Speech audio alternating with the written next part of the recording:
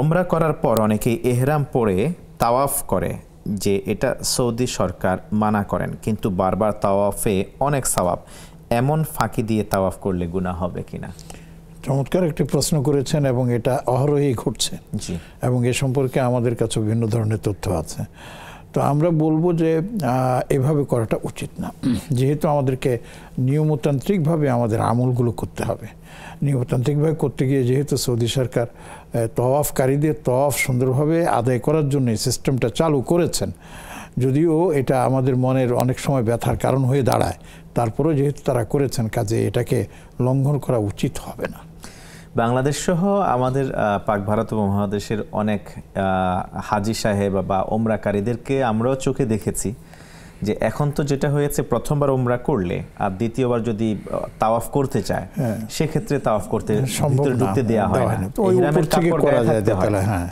এখন এই অনেকে দেখা যায় এরকম বাসায় গিয়ে ইহরামের কাপড় পরে, অথচ তিনি কিন্তু ওমরার মধ্যে নেই, ইহরামের কাপড় পরে তারপরে ঢুকছেন তাওয়াফ করার জন্য। এটা কিভাবে? এটা শুধু আমাদের পাক ভারত উপমহাদেশ না, আমার যতটুকু জানা আছে বা অনেক সময় সেটাই লক্ষ্য করছি, অন্যান্য দেশের লোকেরাও কিন্তু এই ধরনের কাজ করে, কারণ মনের আবেগকে তারা কন্ট্রোল করতে পারে না। তখন তারা, আমি নিজে আল্লাহ মাফ করুক দেখেছি যে শার্ট প্যান্ট পরা আছে, উপর দিয়ে আপনার এহরাম কাপড় পরে আসছে, বেচারা ধরা পড়ে গেছে, যেতে পারেন নাই। আবার অনেককে দেখেছি যখন এরকম হয়, তো বাসার মধ্যে আপনার সব মানে খুলে খেলে এহরামের কাপড় পরে আসে, তখন ওই যারা আছেন তারা মনে করেন যে উনি তওয়াফ করতে যাবেন, ছেড়ে দেন। তো আমি যতটুকু জেনেছি, আলেমদের সাথে মতামত বিনিময় করেছে, ওনারা বলেছেন যেটা উচিত নয়।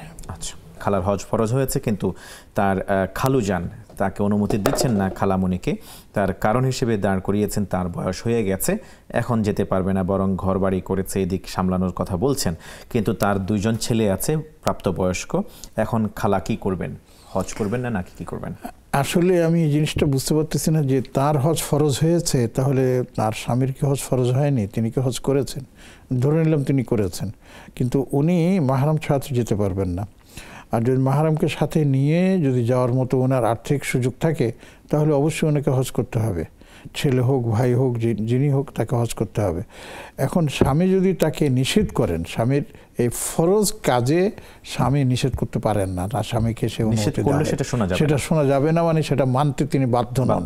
তবে তিনি বুঝিয়ে শুনিয়ে, যারা আছে বুঝিয়ে শুনিয়ে তাকে কিছুদিনের জন্য যাচ্ছে, আবার তো ফিরে আসবো, এই জন্য তাকে বুঝিয়ে শুনিয়ে এই ফরজ কাজটা আদায় করে নেওয়াটাই উত্তম হবে।